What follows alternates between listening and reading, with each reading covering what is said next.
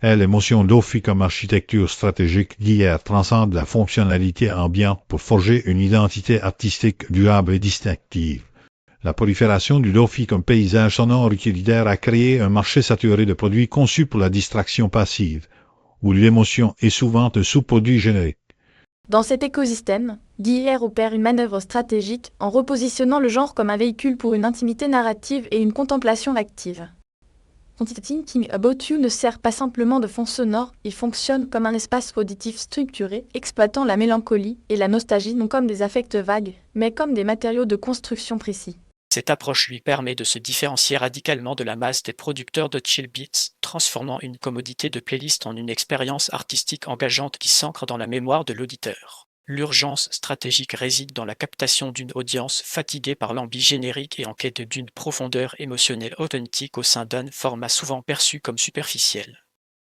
La génétique émotionnelle du Lo-Fi contemporain, le paysage actuel est défini par un conflit entre la fonctionnalité de fond et l'authenticité expressive. Historiquement, le Lo-Fi des pompes des années 1990, avec ses samples grattés et ses battements cassés, véhiculait une certaine chaleur analogique et une imperfection intentionnelle.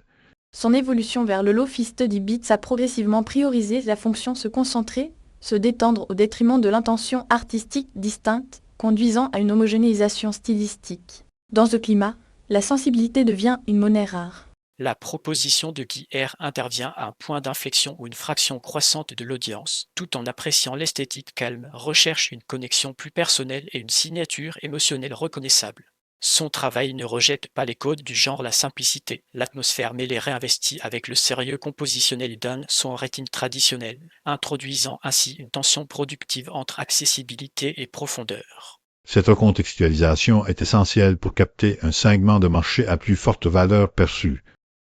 La mécanique de la mémoire auditive Guy utilise des éléments mélodiques, narratifs pour créer une architecture émotionnelle à haute rétention.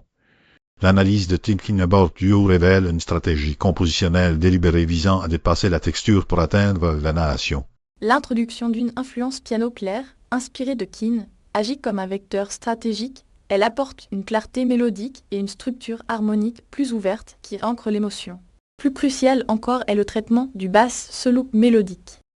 Dans un paradigme Lo-Fi standard, la ligne de basse est un élément de soutien rythmique et textural. Ici, elle est promue au rang de voix narrative principale, créant un moment de focalisation et de dialogue instrumental.